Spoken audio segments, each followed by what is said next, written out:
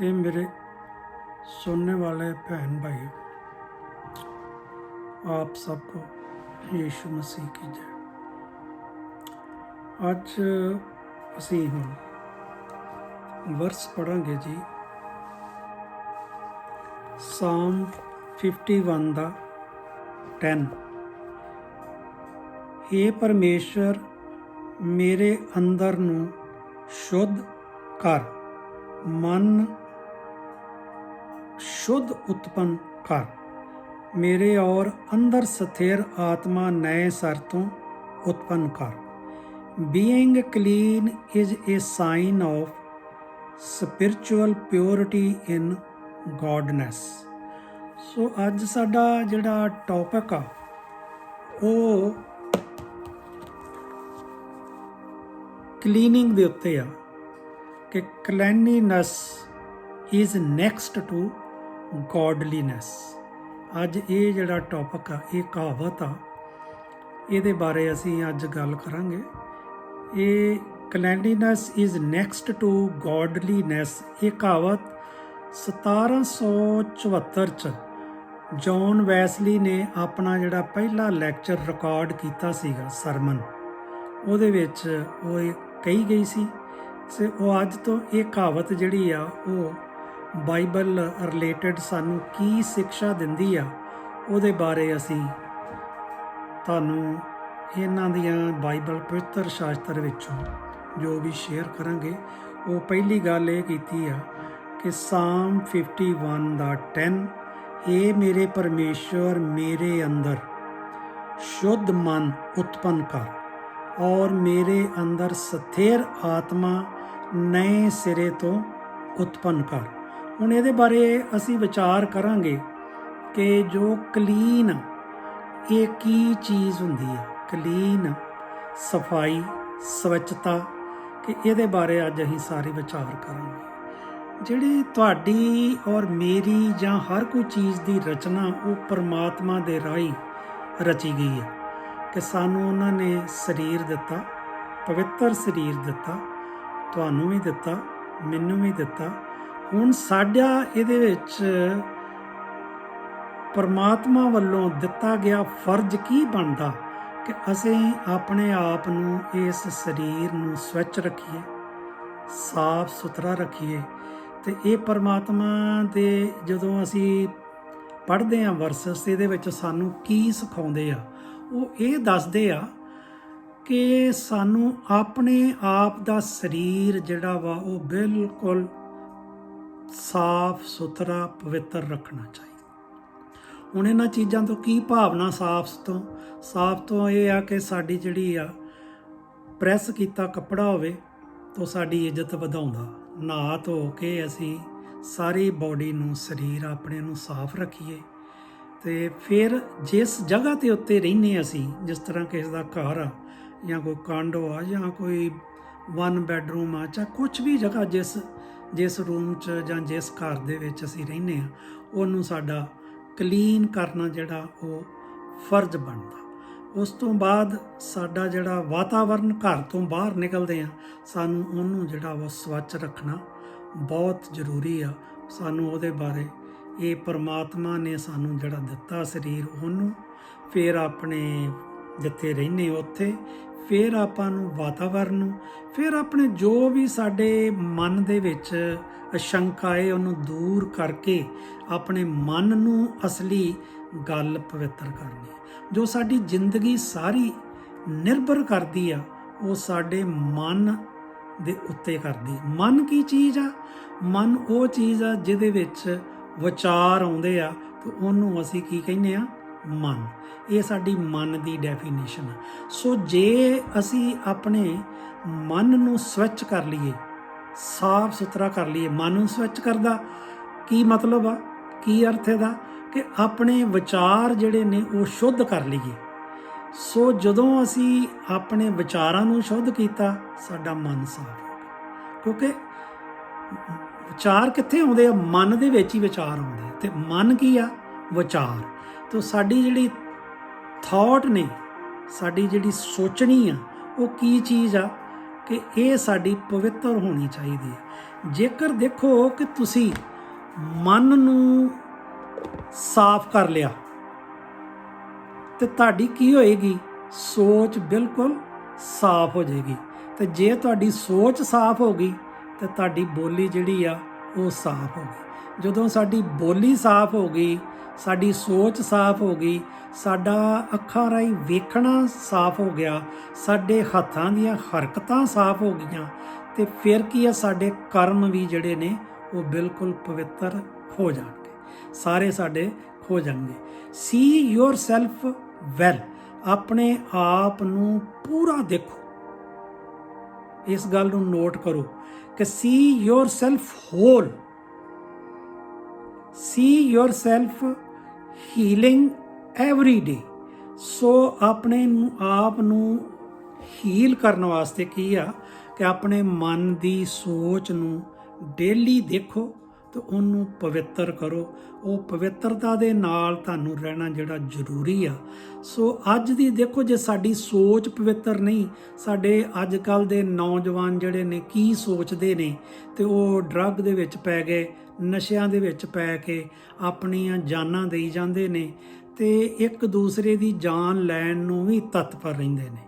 ਸੋ ਇਹਦੇ ਨਾਲ ਸਾਡੀ ਜਿਹੜੀ ਆ ਕੌਮ ਦੇ ਉੱਤੇ ਬਹੁਤ ਭੈੜਾ ਅਸਰ ਪੈਂਦਾ ਵਾ, ਕਿਉਂਕਿ ਸਾਡੀ ਇੱਥੇ ਸੋਚ ਗਲਤ ਆ। ਜੇ ਸਾਡੀ ਸੋਚ ਇੱਥੇ ਪਵਿੱਤਰ ਹੋ ਕੇ ਹੋਵੇ ਤਾਂ ਅਸੀਂ ਉਹ ਪਵਿੱਤਰਤਾ ਦੇ ਸਿਰਫ ਵਚਨ ਸੁਣੀਏ। ਤੇ ਇਸ ਤਰ੍ਹਾਂ ਹੀ ਹੁਣ ਬਾਈਬਲ ਦੇ ਵਿੱਚ ਅਸੀਂ ਕੀ ਪੜ੍ਹਦੇ ਹਾਂ ਕਿ ਅੱਜ ਸਾਨੂੰ ਆਪਣਿਆਂ ਨੌਜਵਾਨਾਂ ਭੈਣ ਭਰਾਵਾਂ ਨੂੰ ਤੇ ਜਾਂ ਨਸ਼ੇ ਕਰਨ ਵਾਲਿਆਂ ਭੈਣ ਭਰਾਵਾਂ ਬਾਰੇ ਇਹ ਗੱਲ ਕੀਤੀ ਆ ਕਿ ਤੁਸੀਂ ਆਪਣੀ ਸੋਚ ਨੂੰ ਪਵਿੱਤਰ ਕਰੋ ਤਾਂ ਇਹਨਾਂ ਸਾਰਿਆਂ ਨਸ਼ਿਆਂ ਤੋਂ, ਡਰੱਗਸ ਤੋਂ ਔਰ ਜਿਹੜੀਆਂ ਨਵੀਆਂ ਵੈਪਸ ਚੱਲੀਆਂ ਇਹਨਾਂ ਤੋਂ ਦੂਰ ਰਹੋ, ਕਿਉਂਕਿ ਇਹ ਸਾਰੀਆਂ ਚੀਜ਼ਾਂ ਜਿਹੜੀਆਂ ਸਾਡੀ ਸਿਹਤ ਲਈ ਹਾਨੀਕਾਰਕ ਆ, ਇਹ ਸਾਡੇ ਲਈ ਪ੍ਰਭੂ ਨੇ ਨਹੀਂ ਬਣਾਈਆਂ। ਸੋ ਜੋ ਚੀਜ਼ ਸਾਡੇ ਲਈ ਬਣਾਈ ਆ, ਫਲ ਫਰੂਟ ਮੇਵੇ ਤੇ ਇਹ ਜਿਹੜੀਆਂ ਚੀਜ਼ਾਂ ਨੇ ਇਹਨਾਂ ਨੂੰ ਇਸਤੇਮਾਲ ਕਰੋ ਤਾਂ ਤੁਹਾਨੂੰ ਓਨਾ ਹੀ ਨਸ਼ਾ ਆਏਗਾ ਪ੍ਰਭੂ ਦੀਆਂ ਗੱਲਾਂ 'ਚ, ਜਿੰਨਾ ਤੁਸੀਂ ਉੱਥੋਂ ਲੈਂਦੇ ਜੋ ਤਾਂ ਆਪਣੀ ਜ਼ਿੰਦਗੀ ਨਸ਼ਟ ਕਰਦੇ ਜੋ। ਤੇ ਇਹਦੇ ਵਿੱਚ ਤੁਹਾਨੂੰ ਅਨੰਤ ਕਾਲ ਦਾ ਜੀਵਨ ਮਿਲੇਗਾ ਜਦੋਂ ਤੁਸੀਂ ਪ੍ਰਭੂ ਦੇ ਵੱਲ ਆ ਕੇ ਇਹਦੇ ਤੇ ਵਿਚਾਰ ਕਰਕੇ ਉਹਦਿਆਂ ਹੁਕਮਾਂ ਤੇ ਚੱਲਦੇ ਜੋ। ਤੇ ਅੱਜ ਅਸੀਂ ਸਿਰਫ ਇਸ ਟੌਪਿਕ ਨੂੰ ਹੋਰ ਨਾ ਵਧਾਉਂਦੇ ਹੋਏ ਅਸੀਂ ਸਿਰਫ ਸਵਿਚ ਬਾਰੇ ਕਰਾਂਗੇ। ਤੇ ਦੂਸਰੀ ਵਰਸ ਅਸੀਂ ਪੜ੍ਹਦੇ ਹਾਂ Psalm 51 the 7, Purify me from my sins and I will be clean. Wash me and I will be whiter than snow. ਸੋ ਹੁਣ ਤੁਸੀਂ ਇਸ ਚੀਜ਼ ਨੂੰ ਇੱਕ ਨੋਟ ਕਰੋ ਕਿ ਕੀ ਕਿਹਾ ਉਹਨਾਂ ਨੇ, ਪਰਮਾਤਮਾ ਨੇ, ਹੇ ਮੇਰੇ ਪਰਮੇਸ਼ਰ, ਮੇਰੇ ਅੰਦਰ ਸ਼ੁੱਧ ਮਨ ਤੇ ਸ਼ੁੱਧ ਜਿਹੜੀ ਬੁੱਧੀ ਆ ਉਹਨੂੰ ਪੈਦਾ ਕਰ, ਔਰ ਮੇਰੇ ਅੰਦਰ ਸਥਿਰ ਆਤਮਾ ਨਵੇਂ ਸਿਰੇ ਤੋਂ ਉਤਪੰਨ ਕਰ, ਤੇ ਆਪਣੇ ਕੋ ਧੋ ਕੇ ਪਵਿੱਤਰ ਕਰੋ। ਹੁਣ ਇਹਦੇ ਵਿੱਚ ਸਾਨੂੰ ਇੱਕ ਗੱਲ ਦੱਸੀ ਗਈ ਆ ਕਿ ਆਪਣੇ ਆਪ ਨੂੰ ਧੋ ਕੇ ਪਵਿੱਤਰ ਕਰੋ।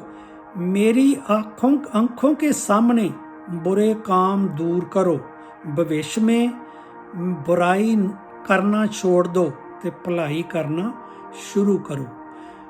Wash yourself and be clean, get your sin out of my sight, give up your evil ways।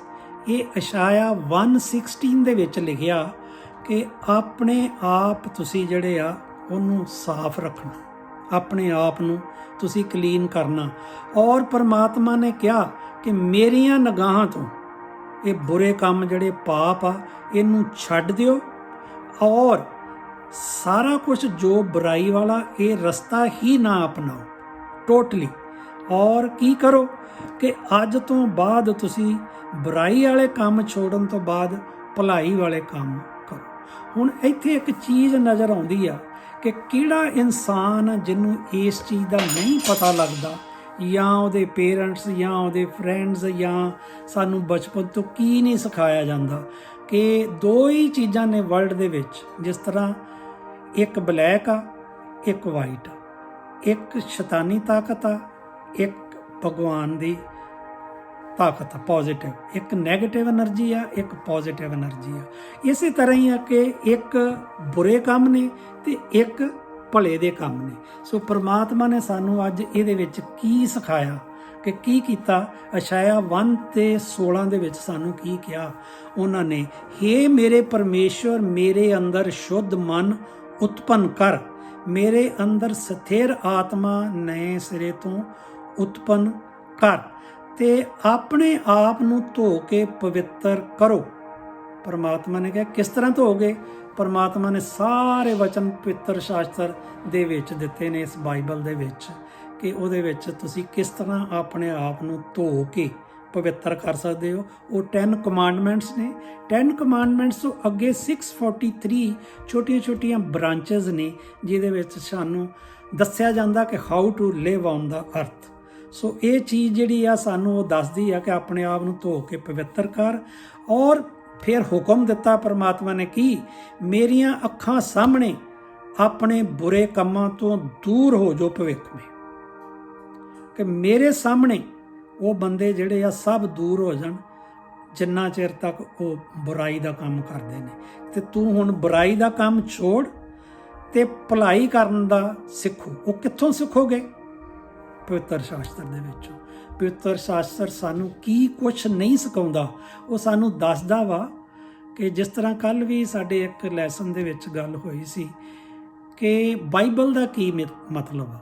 Bible BIBLE, basic information before living ਦਾ ਅਰਥ। ਸਾਨੂੰ ਕੀ ਆ ਕਿ ਆਪਣੀ ਸਾਰੀ ਜ਼ਿੰਦਗੀ ਦੇ ਵਿੱਚ ਮੁੱਢਲੀਆਂ ਸਿੱਖਿਆਵਾਂ ਜਿਹੜੀਆਂ ਸਾਰੀਆਂ ਸਾਨੂੰ ਦੱਸਦੀਆਂ ਨੇ, ਸਿੱਖਿਆ ਦਿੰਦੀਆਂ ਨੇ ਕਿ ਸਾਨੂੰ ਜ਼ਿੰਦਗੀ ਦੇ ਵਿੱਚ ਕਿਵੇਂ ਰਹਿਣਾ ਵਾ। ਸੋ ਅੱਜ ਸਾਨੂੰ ਕਿਸ ਗੱਲ ਦੀ ਜਿਹੜੀ ਆ ਇਹ ਸਾਨੂੰ ਘਾਟ ਆਈ ਆ ਕਿ ਅਸੀਂ ਇਹਨਾਂ ਸਿੱਖਿਆਵਾਂ ਨੂੰ ਸੁਣਦੇ ਜ਼ਰੂਰ ਹਾਂ ਕੰਨ ਦੇ ਰਾਹੀਂ, ਪਰ ਇਹਨਾਂ ਦੇ ਉੱਤੇ ਅਮਲ ਨਹੀਂ ਕਰਦੇ। ਹੁਣ ਪ੍ਰਮਾਤਮਾ ਸਾਨੂੰ ਅਗਲੀ ਵਰਸ 'ਚ ਕੀ ਦੱਸਣਾ ਚਾਹੁੰਦੇ ਆ, ਐਕਟਸ 22:16। ਸੋ ਇਹ ਮੈਂ ਤੁਹਾਨੂੰ ਪੜ੍ਹ ਕੇ ਸੁਣਾਉਣਾ। ਇਹਦੇ ਵਿੱਚ ਕੀ ਲਿਖਿਆ ਉਹਨੇ, ਕਹਿੰਦਾ ਕਿ ਅਬ क्यों देर करता है, उठ बपतिस्मा ले और उसका नाम लेकर अपने सब पापों को धो डाल। ਹੁਣ ਤੁਹਾਨੂੰ ਕਿਸ ਗੱਲ ਦੀ ਡੇਰੀ ਆ ਕਿ ਜੇ ਤੁਸੀਂ ਅਪਵਿੱਤਰ ਜੇ, ਤੁਸੀਂ ਪਾਪਾਂ ਦੇ ਨਾਲ ਭਰੇ ਹੋਏ ਜੋ। ਸੁਭਾਵਿਕ ਤੌਰ ਤੇ ਅਸੀਂ ਸਾਰੇ ਹੀ ਇਨਸਾਨ ਜਿਹੜੇ ਆ ਉਹ ਮਨ ਦੇ ਮੈਲੇ ਆ, ਔਰ ਹਮੇਸ਼ਾ ਹੀ ਸਾਡੀ ਸੋਚ ਜਿਹੜੀ ਆ ਉਹ ਮੈਲੀ ਹੁੰਦੀ ਆ। ਤੇ ਇਸ ਕਰਕੇ ਅਸੀਂ ਸਾਰੇ ਹੀ ਪਾਪਾਂ ਦੇ ਭਰੇ ਹੋਏ ਹਾਂ। ਤੇ ਇਹਦੇ ਵਿੱਚ ਹੁਣ ਪਰਮਾਤਮਾ ਨੇ ਸਾਨੂੰ ਐਕਟ 22:16 'ਚ ਕਹਿੰਦਾ ਹੁਣ ਕਿਉਂ ਦੇਰ ਕਰਦਾ ਤੂੰ, ਉੱਠ ਤੇ ਬਪਤਿਸਮਾ ਲੈ। ਬਪਤਿਸਮੇ ਦਾ ਕੀ ਮਤਲਬ, ਤੇ ਤੂੰ ਪਾਣੀ ਦੇ ਨਾਲ ਨਹਾ, ਜਿਸ ਤਰ੍ਹਾਂ ਮੈਂ ਤੈਨੂੰ ਹੁਕਮ ਦਿੰਦਾ ਉਸ ਤਰ੍ਹਾਂ ਬਪਤਿਸਮਾ ਲੈ। ਤੇ ਉਸ ਕੀ ਕਰ ਹੁਣ ਤੂੰ ਉਹਦਾ ਨਾਂ ਲੈ ਕੇ ਆਪਣੇ ਆਪ ਦੇ ਸਾਰੇ ਪਾਪ ਧੋ ਡਾਲ। ਇੱਥੇ ਜਾ ਕੇ ਜਦੋਂ ਤੁਸੀਂ ਬਪਤਿਸਮਾ ਲੈ ਲਿਆ, ਅੱਜ ਤੋਂ ਪਹਿਲਾਂ ਜਿੰਨੇ ਵੀ ਤੁਸੀਂ ਪਾਪ ਕੀਤੇ ਸੀ ਉਹ ਤੁਹਾਡੇ ਸਾਰੇ ਧੋਤੇ ਗਏ ਤੇ ਤੁਸੀਂ ਹੋ ਗਏ ਹੁਣ ਪਵਿੱਤਰ। ਕਿਸ ਤਰ੍ਹਾਂ ਪਵਿੱਤਰ ਹੋ ਗਏ? ਪਰਮਾਤਮਾ ਦੀ ਤਰ੍ਹਾਂ। ਹੁਣ ਤੂੰ ਇੱਥੇ ਕਸਮ ਖਾ, ਕਿਸ ਗੱਲ ਦੀ? ਕਿ ਮੈਂ ਹੁਕਮ ਮੰਨੂਗਾ, ਉਹਨਾਂ ਹੁਕਮਾਂ ਦੀ ਅਦੂਲਨਾ ਨਹੀਂ ਕਰੂੰਗਾ ਤੇ ਮੈਂ ਆਪਣੇ ਆਪ ਨੂੰ ਪਵਿੱਤਰ ਕਰਦਾ ਵਾਂ ਤੇ ਪਵਿੱਤਰ ਰਹੂੰਗਾ। ਸੋ ਇਹਨਾਂ ਚੀਜ਼ਾਂ ਦਾ ਜਿਹੜਾ ਅਸੀਂ ਵੇਖਦੇ ਹੁਣ ਫਲ ਸਾਨੂੰ ਕੀ ਮਿਲਦਾ, ਇਸ ਪਵਿੱਤਰਤਾ ਦਾ ਫਲ ਸਾਨੂੰ ਕੀ ਮਿਲਦਾ। ਪਹਿਲਾਂ ਤੁਹਾਨੂੰ ਮੈਂ ਇਹ ਗੱਲ ਦੱਸਣਾ ਚਾਹੁੰਦਾ ਵਾਂ ਇਸ ਚੀਜ਼ ਦੇ ਉੱਤੇ ਕਿ ਬਾਅਦ ਦੇ ਵਿੱਚ ਉਹ ਲਾਸਟ ਲਾਈਨ ਦੇ ਉੱਤੇ ਆਵਾਂ ਕਿ ਕਲੀਨਲੀਨੈਸ ਜਿਹੜੀ ਇੰਨੀ ਕੁ ਜ਼ਰੂਰੀ ਆ, ਜਿੰਨਾ ਤੁਹਾਡਾ ਪਰਮਾਤਮਾ ਦਾ ਮੰਨਣਾ, ਪਰਮਾਤਮਾ ਦੀ ਹੋਂਦ ਨੂੰ ਰਹਿਣਾ ਕਿ ਇਹ ਹੈ, ਤੇ ਉਹਨਾਂ ਨੂੰ ਕਹਿਣਾ ਕੀ ਚੀਜ਼ ਆ। ਕਲੈਂਡੀਨੈਸ ਇਜ਼ ਨੈਕਸਟ ਟੂ ਗੋਡਲੀਨੈਸ। ਪਰਮਾਤਮਾ ਤੋਂ ਅੱਗੇ ਜਿਹੜੀ ਆ ਇਹ ਸਵੱਛਤਾ, ਤੇ ਸਵੱਛਤਾ ਹੀ ਸਾਡੇ ਜਿਹੜੀ ਮਨ ਦੀ ਆ, ਉਹਨੂੰ ਜਦੋਂ ਅਸੀਂ ਪੂਰਾ ਕਰ ਲੈਂਦੇ ਆ ਤੇ ਉਹ ਸਾਡੇ ਨਾਲ ਪਰਮਾਤਮਾ ਨੂੰ ਜੋੜਨ ਦਾ ਬ੍ਰਿਜ ਬਣਦੀ ਆ। ਹੁਣ ਤੁਸੀਂ ਇਹ ਦੱਸੋ ਕਿ ਜੇ ਸਾਡਾ ਮਨ ਪਵਿੱਤਰ ਨਹੀਂ ਤੇ ਸਾਡੀ ਸੋਚ ਪਵਿੱਤਰ ਨਹੀਂ, ਜੇ ਸੋਚ ਪਵਿੱਤਰ ਨਹੀਂ ਤੇ ਸਾਡੇ ਐਕਸ਼ਨ ਪਵਿੱਤਰ ਨਹੀਂ ਹੈਗੇ। ਇਸ ਕਰਕੇ ਜਦੋਂ ਪ੍ਰਭੂ ਯੀਸ਼ੂ ਜੀ ਜਿੰਦਾ ਉਠਾਏ ਜਾਣੇ ਵਾਲੇ ਸੀ, ਉਦੋਂ ਉਹਨਾਂ ਨੇ ਜਾਣ ਲੱਗਿਆਂ ਸਾਨੂੰ ਇੱਕ ਗੱਲ ਦੱਸੀ ਸੀ ਕਿ ਮੈਂ ਹੁਣ ਜਾ ਰਿਹਾ, ਤੁਸੀਂ ਸਾਰੇ ਭੈਣ ਭਰਾ ਮੇਰੇ ਤੋਂ ਵੱਡੇ ਚਮਤਕਾਰ ਕਰੋਗੇ। ਕਿਸ ਤਰ੍ਹਾਂ ਚਮਤਕਾਰ ਕਰੋਗੇ? ਉਹਨਾਂ ਨੇ ਗੱਲ ਦੱਸੀ ਕਿ ਮੈਂ ਤੁਹਾਨੂੰ ਇੱਕ ਪਵਿੱਤਰ ਆਤਮਾ ਦੇ ਕੇ ਜਾ ਰਿਹਾ, ਸਭ ਪ੍ਰਾਣੀਆਂ, ਜਿੰਨੇ ਤੁਸੀਂ ਸਾਰੇ ਜਗਤ ਦੇ ਵਿੱਚ ਆਉਣ ਵਾਲੇ ਭੈਣ ਭਰਾ ਜੋ ਜਾਂ ਤੁਸੀਂ ਹੁਣ ਜਿੰਦਾ ਜੋ, ਤੁਹਾਨੂੰ ਮੈਂ ਹੋਲੀ ਸਪਿਰਿਟ ਪਵਿੱਤਰ ਆਤਮਾ ਦੇ ਕੇ ਜਾ ਰਿਹਾ। ਉਹ ਪਵਿੱਤਰ ਆਤਮਾ ਸਾਰੇ ਚਮਤਕਾਰ ਤੁਹਾਡੇ ਨਾਲ, ਤੁਹਾਡੇ ਰਾਹੀਂ ਕਰਾਏਗੀ। ਸੋ ਹੁਣ ਅੱਜ ਜਿਹੀ ਪਵਿੱਤਰ ਆਤਮਾ ਨੂੰ ਆਪਣੇ ਅੰਦਰ ਰੱਖਣਾ ਚਾਹੁੰਦੇ ਆ, ਉਹਨੂੰ ਕੁਰਸੀ ਤੇ ਬਿਠਾਉਣਾ ਚਾਹੁੰਦੇ ਆ, ਉਹਦੇ ਮਨ 'ਚ ਵਸਾਉਣਾ ਚਾਹੁੰਦੇ ਆ, ਤੇ ਜੇ ਉਹ ਜਗ੍ਹਾ ਪਵਿੱਤਰ ਨਹੀਂ ਹੈਗੀ ਤੇ ਪਵਿੱਤਰ ਆਤਮਾ ਜਿਹੜੀ ਆ ਉਹ ਕਦੀ ਨਹੀਂ ਟਿਕੇਗੀ। ਪਵਿੱਤਰ ਆਤਮਾ ਉੱਥੇ ਰਹਿੰਦੀ ਆ, ਉੱਥੇ ਵਾਸ ਕਰਦੀ ਆ ਜਿੱਥੇ ਮਨ ਪਵਿੱਤਰ ਹੋਵੇ, ਜਿੱਥੇ ਘਰ ਪਵਿੱਤਰ ਹੋਵੇ, ਜਿੱਥੇ ਹਰ ਵਕਤ ਵਾਤਾਵਰਨ ਪਵਿੱਤਰ ਹੋਵੇ, ਜਿੱਥੇ ਤੁਹਾਡੀ ਬੋਲੀ ਪਵਿੱਤਰ ਹੋਵੇ, ਜਿੱਥੇ ਤੁਹਾਡਾ ਦੇਖਣਾ ਪਵਿੱਤਰ ਹੋਵੇ, ਜਿੱਥੇ ਤੁਹਾਡੇ ਹੱਥਾਂ ਦੇ ਐਕਸ਼ਨ ਕਰਨੇ ਪਵਿੱਤਰ ਹੋਣਗੇ, ਉਹ ਜਗ੍ਹਾ ਦੇ ਉੱਤੇ ਪਵਿੱਤਰ ਆਤਮਾ ਰਹੇਗੀ। ਤਾਂ ਪਵਿੱਤਰ ਆਤਮਾ ਤੁਹਾਡੇ ਮਨ 'ਚ ਵਾਸ ਕਰਨਾ ਚਾਹੁੰਦੀ ਆ। ਤੁਸੀਂ ਕੀ ਕਰੋ ਭੈਣ ਭਰਾਓ, ਬੜੀ ਖੁਸ਼ੀ ਨਾਲ ਇਸ ਸਮਾਚਾਰ ਸਭ ਨੂੰ ਸੁਣਾਓ ਕਿ ਆਪਣਾ ਮਨ ਪਵਿੱਤਰ ਰੱਖੋਗੇ ਤੇ ਪਰਮਾਤਮਾ ਤੁਹਾਡੇ ਅੰਦਰ ਰਹੇਗਾ, ਬਾਹਰ ਨਹੀਂ ਜਾਏਗਾ। ਸੋ ਸਾਨੂੰ ਇਹ ਚੀਜ਼ਾਂ ਜਿਹੜੀਆਂ ਨੇ ਦੱਸਦੀਆਂ ਨੇ ਕਿ ਪਰਮਾਤਮਾ ਦੇ ਵਿੱਚ ਪਵਿੱਤਰ ਅਸੀਂ ਕਿਵੇਂ ਰਹਿਣਾ। ਸੋ ਅੱਜ ਅਸੀਂ ਇਸ ਚੀਜ਼ ਦਾ ਪ੍ਰਣ ਕਰੀਏ ਕਿ ਸਾਨੂੰ ਪਵਿੱਤਰ ਰਹਿਣ ਵਾਸਤੇ ਕੀ ਕਰਨਾ ਚਾਹੀਦਾ। ਆਪਣੀ ਸੋਚ ਪਵਿੱਤਰ ਕਰਨੀ ਚਾਹੀਦੀ ਆ, ਆਪਣਾ ਸਰੀਰ ਪਵਿੱਤਰ ਕਰਨਾ ਚਾਹੀਦਾ, ਆਪਣਾ ਘਰ-ਬਾਰ ਪਵਿੱਤਰ ਕਰਨਾ ਚਾਹੀਦਾ, ਆਪਣੇ ਸਾਰੇ ਸਵੱਛ ਕਰਨੇ, ਸਭ ਚੀਜ਼ਾਂ ਕਲੀਨ ਰੱਖਣੀਆਂ ਚਾਹੀਦੀਆਂ ਨੇ। ਸੋ ਇਹ ਚੀਜ਼ਾਂ ਜਿਹੜੀਆਂ ਨੇ ਸਾਨੂੰ ਲੈ ਕੇ ਜਾਂਦੀਆਂ ਨੇ ਪਰਮਾਤਮਾ ਦੇ ਕੋਲ। ਸੋ ਅੱਜ ਅਸੀਂ ਇਹ ਪਰਮਾਤਮਾ ਦੇ ਸ਼ਬਦਾਂ ਦੇ ਉੱਤੋਂ ਕੀ ਸਿੱਖਿਆ ਕਿ ਪ੍ਰਭੂ ਯੀਸ਼ੂ ਸਾਡੇ ਉਧਾਰ ਦੇ ਵਿੱਚ ਬਹੁਤ ਵੱਡੀ ਇੱਕ ਕਲੈਨੀਨੈਸ ਆ, ਜਿਹੜੀ ਕਿ ਨੈਕਸਟ ਟੂ ਗੋਡਲੀਨੈਸ ਆ, ਉਹ ਸਾਨੂੰ ਸਾਡੇ ਅੰਦਰ ਰਵੇ। ਉਹ ਕਿਸ ਤਰ੍ਹਾਂ ਰਹਿ ਸਕਦੀ ਹੈ, ਉਹ ਸਾਨੂੰ ਅੱਜ ਇਹਨਾਂ ਸ਼ਬਦਾਂ ਨੇ ਦੱਸਿਆ। ਸੋ ਮੈਂ ਹੁਣ ਇਹ ਚਾਹੁੰਦਾ ਵਾਂ ਕਿ ਇਹਨਾਂ ਸ਼ਬਦਾਂ ਨੂੰ ਵਿਸ਼ਰਾਮ ਕਰਕੇ ਤੁਹਾਡੇ ਸਾਰਿਆਂ ਸੁਣਨ ਵਾਲਿਆਂ ਭੈਣ ਭਰਾਵਾਂ ਲਈ, ਜਿਸ ਤਰ੍ਹਾਂ ਦੇ ਵੀ ਤੁਹਾਡੇ ਮਨ ਦੇ ਵਿੱਚ ਕੋਈ ਵੀ ਪਰਮਾਤਮਾ ਦੇ ਪ੍ਰਤੀ ਹੋਵੇ ਕਿ ਮੈਨੂੰ ਆਹ ਚੀਜ਼ ਪ੍ਰਭੂ ਜੀ ਚਾਹੀਦੀ ਆ, ਜਾਂ ਮੇਰਾ ਆਹ ਦੁੱਖ ਹੈ ਦੂਰ ਹੋਵੇ, ਉਹ ਆਪਣੇ ਸਿਰਫ ਸੋਚ ਦੇ ਵਿੱਚ ਲੈ ਕੇ ਆਓ। ਪਰਮਾਤਮਾ ਤੁਹਾਡੇ ਹਿਰਦੇ 'ਚ, ਤੁਹਾਡੇ ਨਾਲ, ਤੁਹਾਡੀਆਂ ਸਾਰੀਆਂ ਗੱਲਾਂ ਨੂੰ ਸੁਣਦਾ ਤੇ ਸਮਝਦਾ। ਅੱਜ ਪ੍ਰਭੂ ਯੀਸ਼ੂ ਮੈਂ ਸਾਰਿਆਂ ਭੈਣ ਭਰਾਵਾਂ ਨੂੰ, ਸੁਣਨ ਵਾਲਿਆਂ ਨੂੰ ਤੁਹਾਡੇ ਚਰਨਾਂ 'ਚ ਲੈ ਕੇ ਆਉਣਾ। ਇਹਨਾਂ ਦੀਆਂ ਅਣਸੁਣੀਆਂ ਪ੍ਰਾਰਥਨਾ ਪ੍ਰਭੂ ਯੀਸ਼ੂ ਸੁਣੋ ਤੇ ਕਬੂਲ ਕਰੋ, ਔਰ ਪ੍ਰਭੂ ਯੀਸ਼ੂ ਇਹਨਾਂ ਸਾਰਿਆਂ ਦੇ ਹਿਰਦਿਆਂ ਨੂੰ ਸੁਖ, ਸ਼ਾਂਤੀ, ਸਮਰਿੱਧੀ, ਧਨ-ਵਰਿੱਧੀ, ਤੰਦਰੁਸਤੀ ਬਖਸ਼ੋ। ਇਹ ਮੈਂ ਸਾਰਾ ਕੁਝ ਪ੍ਰਭੂ ਯੀਸ਼ੂ ਤੁਹਾਡੇ ਨਾਮ ਦੇ ਵਿੱਚ ਮੰਗਦਾ। In the name of the Father, Son and Holy Spirit. Amen. God bless you, my sister and brothers. God is peace with you. Thank you, thank you, thank you.